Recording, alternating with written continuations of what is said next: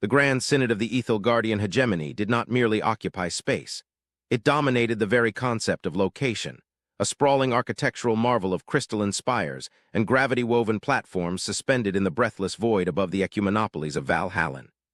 Inside the Chamber of Eternal Resonances, the atmosphere was thick enough to choke a lesser species, heavy with the scent of ozone, pressurized methane, and the palpable, vibrating terror of 1,000 galactic delegates. The air shimmered, not from heat, but from the sheer density of the shield emitters struggling to contain the holographic projection currently floating in the center of the room. It was an image that defied the sacred geometries, a shape that insulted the ocular receptors of the high-caste Krell and confused the logic cores of the cybernetic ascendancy. It was a ship. But to call it a ship was to imply it adhered to the laws of propulsion, mass, and displacement that had governed the galaxy for 1,000,000 cycles. This object did not float. It loomed. It did not travel. It haunted. High Arbiter Vrox, a towering decapod of the ruling caste, clicked his mandibles in a rhythm of suppressed agitation, his compound eyes fracturing the holographic light into 1,000 shards of impossible black. The silence in the chamber was not the silence of peace, but the silence of a predator holding its breath before a strike, or perhaps the silence of prey realizing the predator was already inside the den. The projection rotated slowly, displaying a vessel of jagged, brutalist angles, comprised of a material that absorbed sensor sweeps like a sponge drinking water, returning no data, no reflection, nothing but a void in the shape of a weapon.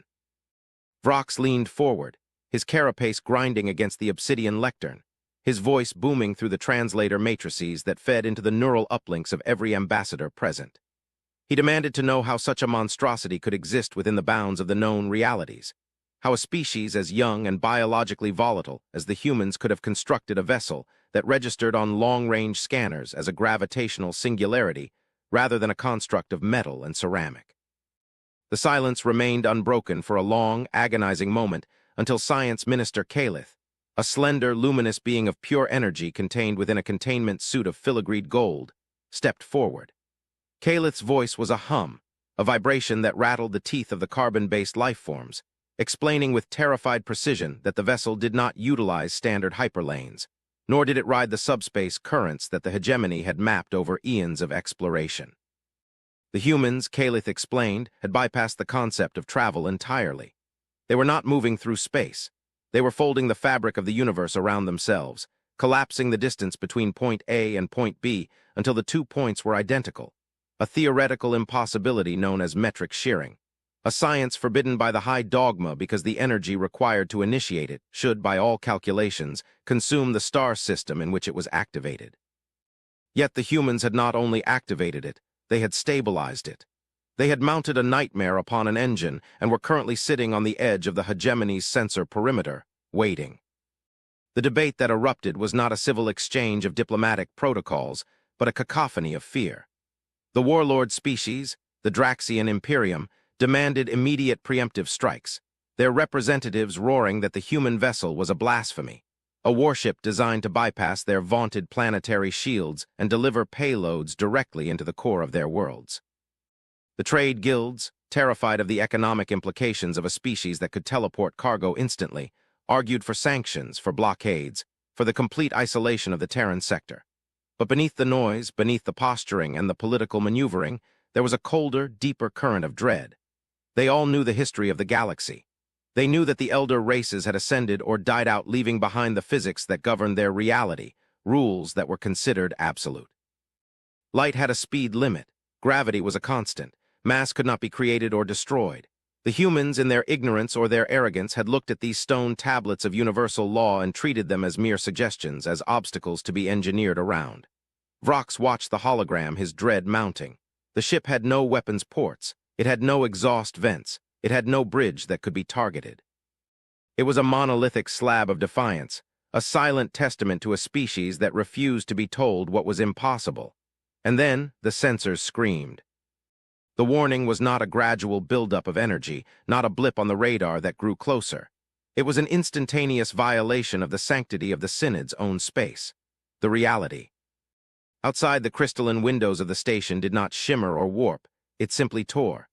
A hole in the vacuum opened, a perfect circle of absolute nothingness, darker than the space between stars, and from this wound in the universe the vessel emerged, It did not carry momentum. It did not drift.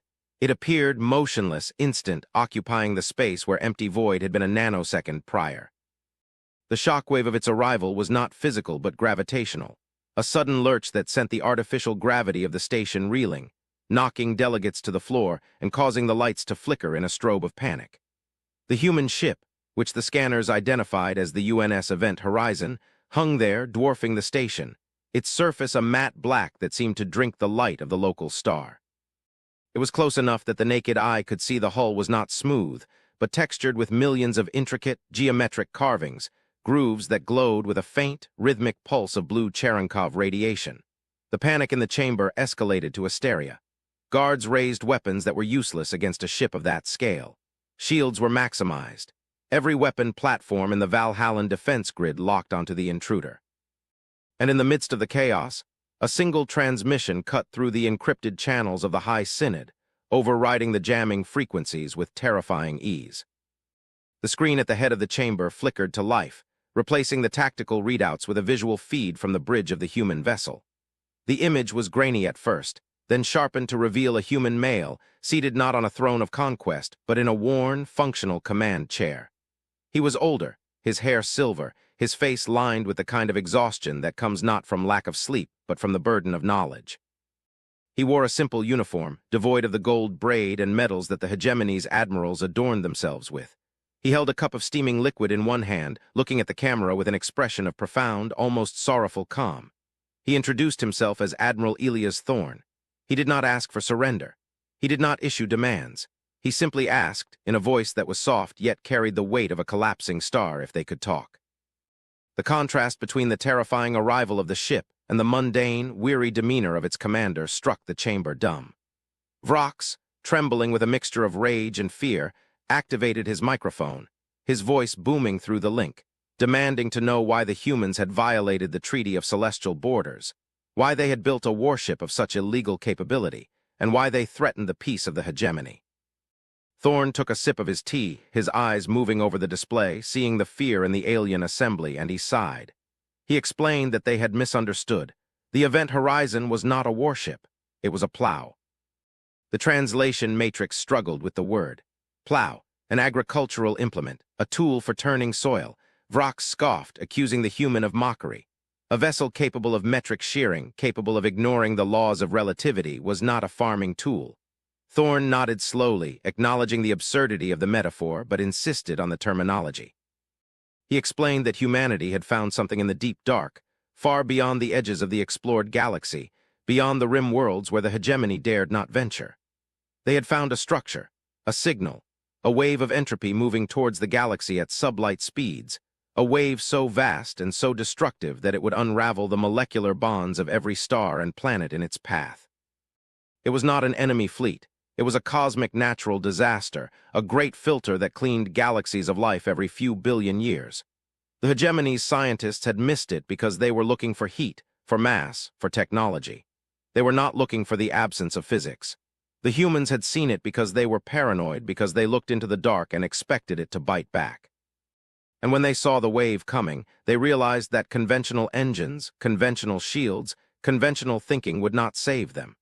They needed to move not just themselves, but the fabric of space itself.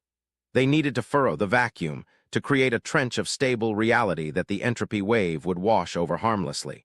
The Event Horizon was the machine built to dig that trench. Vrox stared at the human, the arrogance draining from him, replaced by a cold, hollow confusion. The science Thorne described was madness. It suggested that the galaxy was not a static, safe garden, but a volatile, hostile ocean. It suggested that the Ethelgardian hegemony, with all its ancient wisdom, was standing on a beach with its back to a tsunami, arguing about the color of the sand. Thorne invited a delegation to board the ship to see the data to verify the threat. It was a gamble. To board a human vessel was to place on yourself at their mercy, to enter a domain where the laws of physics were rewritten by primate engineers.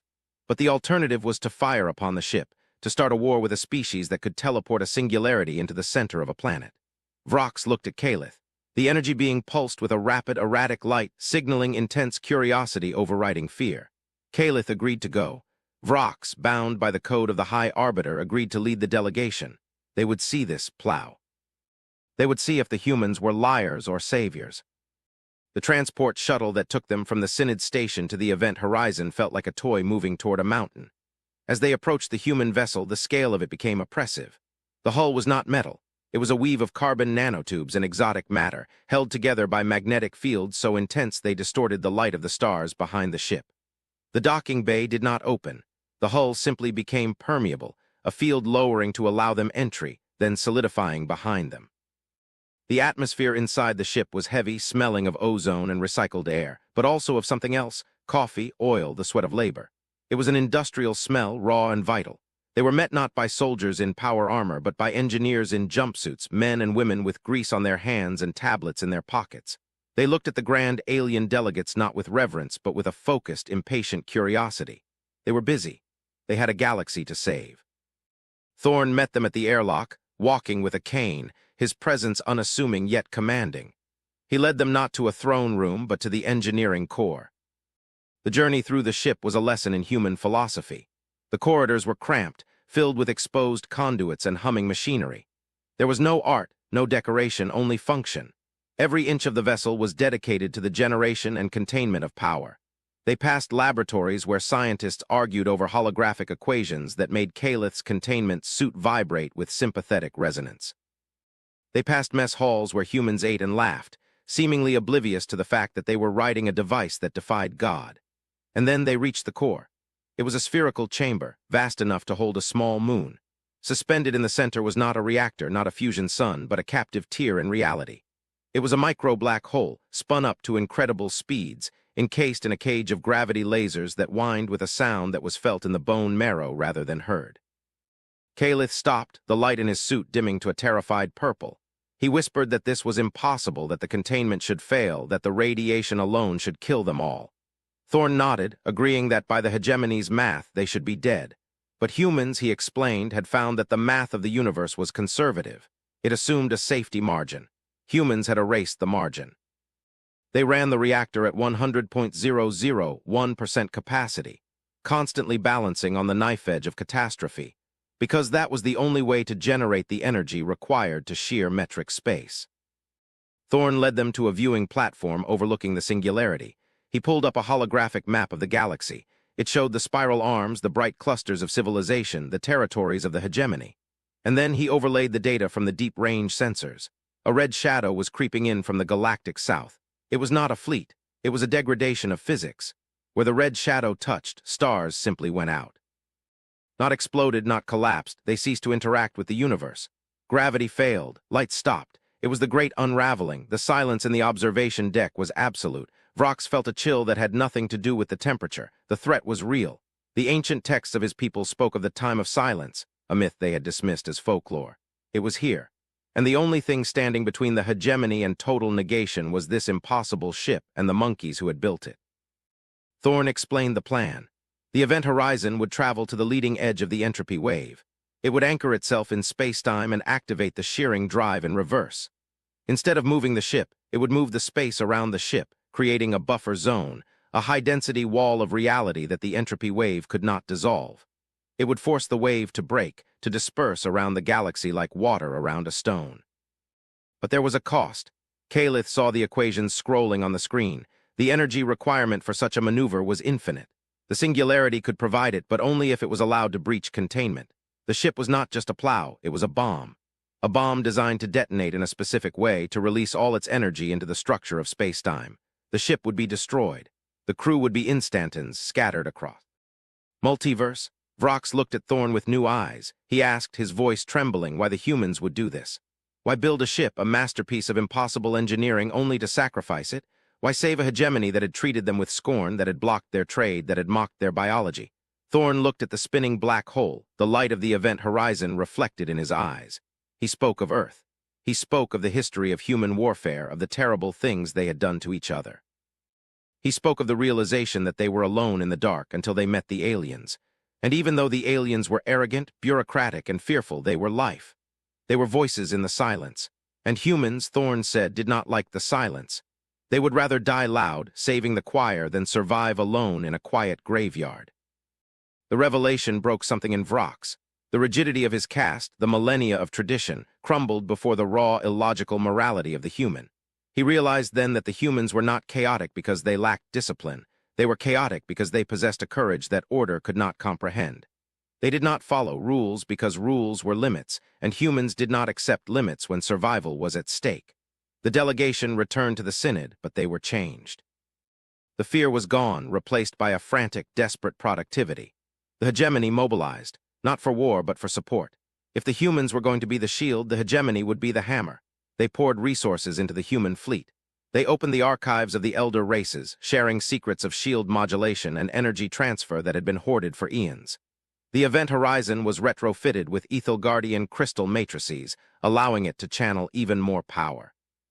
The Draxian warlords sent their best dreadnoughts not to fight, but to tow supply trains of fuel and coolant to the front line. For the first time in 10,000 years, the galaxy did not squabble. It worked. It worked because the humans had shown them that the impossible was just an engineering challenge. The day of the deployment was a broadcast event watched by trillions. The event horizon, now bristling with alien technology grafted onto its brutal human hull, sat at the edge of the galactic rim. The red darkness of the entropy wave was visible now, a starless void eating the sky. Thorne's voice came over the comms one last time. He thanked the galaxy for the assist. He told them to keep the lights on, and then he gave the order. The ship did not fire weapons. It screamed. The singularity was breached. The sheer violence of the energy release blinded sensors across half the quadrant. A shockwave of pure, condensed reality expanded from the ship, a wall of white light that slammed into the encroaching dark. The two forces collided, the unraveling and the anchor. Space-time buckled. Gravity waves shattered nearby asteroids, but the wall held. The entropy wave hit the shearing field and shattered, its energy dissipating harmlessly into the intergalactic void, pushed away from the galaxy by the sheer stubbornness of human engineering. The light faded. The event horizon was gone. In its place was a scar in space, a region where the vacuum was denser, harder, a permanent monument to the event. The silence that followed was not fearful, it was reverent. The High Synod convened the next day, but the atmosphere was different. The shouting was gone. The arrogance was gone. A single chair sat empty in the center of the room, a human chair, worn and simple. Vrock stood before the assembly. He spoke of the harmonious laws. He spoke of how they had believed the universe was a clockwork mechanism, predictable and safe. He admitted they were wrong. The universe was a storm, and in the storm you did not need a clockmaker. You needed a sailor who was willing to drown to keep the ship afloat. He declared that the human systems were no longer a protectorate, no longer a primitive neighbor. They were high members of the council. They were the guardians of the rim. But the story did not end with the sacrifice. It ended with the twist, the revelation that came weeks later. The scar in space where the event horizon had detonated began to pulse. It was transmitting. A signal encrypted in a code that was a mixture of human naval cipher and Ethelgardian harmonic math. The science ministry rushed to decode it. Calith worked for days, his energy form flickering with exhaustion. When he finally cracked it, he summoned Vrox and the council. The message was audio. It was background noise, static, the sound of radiation, and then a voice. It was Thorne, distorted, distant, echoing as if from the bottom of a deep well, but unmistakable. Synod Control, this is Event Horizon. We appear to have slipped. The explosion didn't destroy us. It pushed us through. We are somewhere else. The physics here are wrong. The stars are different colors, but we are intact. And we are detecting signals, other signals. You aren't alone. We aren't alone. We're going to go say hello. Keep the door open for us. Thorne out. The chamber erupted, not in fear, but in wonder. The humans hadn't just saved the galaxy. They had punched a hole through to the next one. They had survived the impossible because they refused to believe in it. Vrox looked at the star chart, at the vast, terrifying unknown that lay beyond the scar. He felt a strange sensation in his chest, an emotion the Ethelgardians had bred out of themselves eons ago. Hope. He realized then that as long as the humans were out there, breaking rules, ignoring physics, and making friends with the monsters in the dark, the galaxy would never truly be stagnant again. The warship that shouldn't exist had become the explorer that wouldn't die. And the universe, in all its infinite, terrifying majesty, had just gotten a lot more interesting. The aftermath of the Thorne event transformed the socio-political landscape of the galaxy with a speed that terrified the traditionalists. The Ethelgardian hegemony, once a monolith of stasis, found itself infected by the human contagion of curiosity. The scar in space, now designated the Thorne Gate, became the focal point of a new era. It was not just a scientific anomaly, it was a pilgrimage site. Ships from every species flocked to the perimeter, watching the swirling energies, waiting for the next transmission. The humans, bereft of their flagship and their greatest hero, did not mourn in the traditional sense. They built. They built faster and with more reckless abandon than before.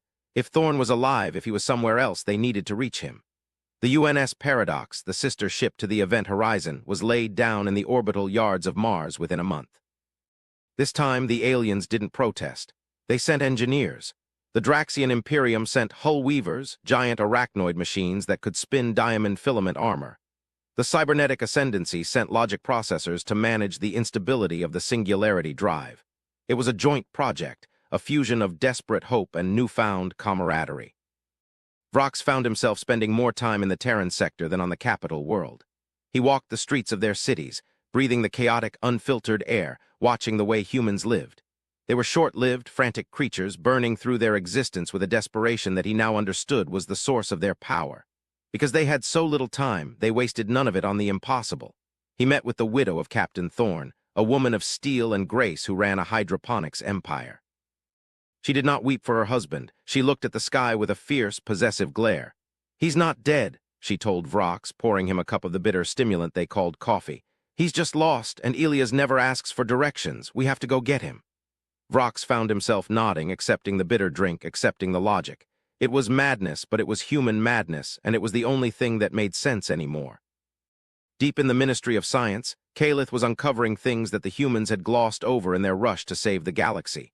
The data logs from the Event Horizon, beamed back microseconds before the transition, contained readings of the Great Filter. The entropy wave hadn't just been a natural phenomenon. It had structure. It had syntax. It was artificial. Someone or something had fired a weapon at the galaxy, a weapon designed to wipe the slate clean. The humans had stopped a bullet, but they hadn't found the gunman. Calith kept this secret from the public, sharing it only with Vrox and the human high command. The implications were terrifying. There was a war being fought on a cosmic scale, a war between forces that used galaxies as ammunition. And humanity, in its ignorance, had just stepped onto the battlefield and punched the biggest player in the face. The Event Horizon hadn't just gone to another place. It had likely gone to the source. Thorn wasn't exploring. He was behind enemy lines. The construction of the Paradox became a race against a silent clock. The unity of the galaxy was fragile, held together by the afterglow of survival. But as the fear faded, old rivalries began to surface. The Draxians grumbled about the resource allocation. The trade guilds worried about the destabilization of the currency markets caused by the post-scarcity technologies humans were introducing. Vrox had to use every ounce of his political capital to keep the alliance from fracturing. He gave speeches that sounded more human than Ethel Guardian, speaking of shared destiny and holding the line. He realized he was becoming a hybrid in spirit, infected by the Terran meme of stubbornness. He stood before the Senate, facing down a vote of no confidence, and slammed his claw on the podium. "We stood in the shadow of death," roared, startling the assembly. And the humans lit a torch. "Do not complain that the light is too bright. Be grateful you can see at all." The vote failed. The alliance held. The Paradox neared completion. When the UNS Paradox launched, it was not a covert operation. It was a gala, a celebration of defiant existence. The ship was sleeker than its predecessor, its alien-enhanced hull shimmering with opalescent hues. But the core was the same, a caged nightmare of physics. The crew was mixed. Humans, Ethel Guardians, Draxians, synthetics. A microcosm of the galaxy packed into a tin can and shot at God. The commander was not a human this time, but a Draxian war prince named Thaler, a creature of honor and violence who had sworn a blood oath to retrieve the ghost Admiral Thorn. The launch sequence was initiated. The engines did not roar. They sang, a harmonic frequency that resonated with the Thorn gate. The ship moved forward, not accelerating, but sliding into the groove of reality that the Event Horizon had carved. As the Paradox entered the anomaly, the universe twisted. For the crew, it was a moment of agonizing dislocation, a sensation of being unmade and remade 1,000 times a second. For the observers, the ship simply elongated, stretching into an infinite line of light before vanishing. They were gone. And then the waiting began. Days turned into weeks. The signal from the gate remained static. Doubt began to creep back into the halls of power. Had they just sent their best and brightest into a meat grinder? Had Thorn's message been a hallucination, a ghost in the machine? Then the pulse came. It was not a transmission. It was a return. The The gate flared, turning from a scar of black to a blinding white. The Paradox emerged, but it was not alone. It was towing something. A hulk, a wreck. It was the Event Horizon, battered, fused with strange, organic metallic growths, its hull scarred by weapons fire that defied analysis, but it was there. And flanking them were other ships, strange, crystalline vessels that looked like grown diamond, not Ethel Guardian, not known. The fleet decelerated, coming to a halt relative to the station. A channel opened. It was Thaler, looking battered, his carapace cracked, bleeding violet ichor, but he was grinning, a terrifying sight on a Draxian. "We found him," he growled, "and he made friends." The screen split. Thorne appeared. He looked older, his uniform tattered, a strange, glowing scar running down the side of his face, but his eyes were bright. "Sorry for the delay," he said, his voice raspy. "We ran into the neighbors. They're the ones who built the entropy wave. They call themselves the architects. They think the universe is cluttered. They like to tidy up." He gestured to the crystalline ships flanking him. "These are the dissidents. They disagree with the cleaning schedule. We helped them break a few brooms. Now they want to join the Union." The stunned silence of the Synod was broken by a single, hysterical laugh from Vrox. It was the laughter of a being who had seen the abyss and found it ridiculous. The humans had not only survived, they had started a civil war in a higher dimension. They had unionized the resistance against the cosmic cleaners. The twist wasn't that there was a bigger threat. The twist was that humanity had already punched it in the nose and offered it a trade deal. The Event Horizon and the Paradox docked, bringing with them technology that was a billion years ahead of the curve, and refugees from a war that spanned superclusters. The politics of the galaxy didn't just shift, they shattered. The old hegemony was dead. In its place was something new, something chaotic, loud, and terrifyingly alive. The Terran coalition of free systems. As the delegates rushed to meet the new arrivals, Vrox stayed back, watching the screens. He saw the humans embracing their lost kin, saw the aliens looking at the stars with new eyes. He realized that the rules of the universe were not walls, they were tests. Tests to see who was brave enough to break them. The humans didn't follow rules because they were writing their own. And as Vrox looked at the fleet of impossible ships, at the tier in the sky that led to infinite adventure, he adjusted his ceremonial robes, clicked his mandibles, and thought, for the first time in his long, orderly life, what happens if we push this button? The galaxy was no longer a quiet room. It was a workshop, and the humans had just brought out the power tools.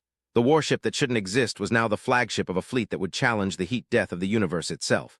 And somewhere in the deep, cold dark, the architects paused their great work, sensing a vibration, a noise, a defiance. They turned their vast, ancient eyes toward the Milky Way, and for the first time in eons, they felt something unfamiliar. They felt concern. The dust was biting back, and it had learned how to aim. The era of the galaxy was over. The era of the human noise had begun, and it was going to be deafeningly glorious. The diplomatic channels flooded with requests for the new FTL drives, the sheer tech that made distances irrelevant. The economy crashed and rebuilt itself in a week. Philosophy was rewritten. Religion was patched. The Ethel Guardians, once the masters of the status quo, became the archivists of the revolution, frantically documenting the sheer velocity of human progress. Calith resigned his post as science minister to join the crew of the Event Horizon II, stating that theorizing is boring. I want to see the sparks. And in the center of it all, sitting in a garden on Earth, watching the sunset with a cup of tea in his hand, was Elias Thorne, retired again. He watched the stars come out, knowing that up there, thousands of ships were darting between the constellations, breaking every law of physics his ancestors had ever written down. He smiled, a small, private smile. They had told him it was impossible.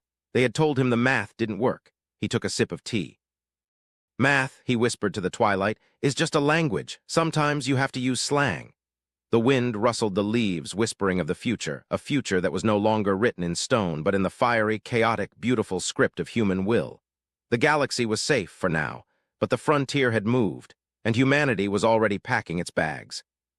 The end of the beginning.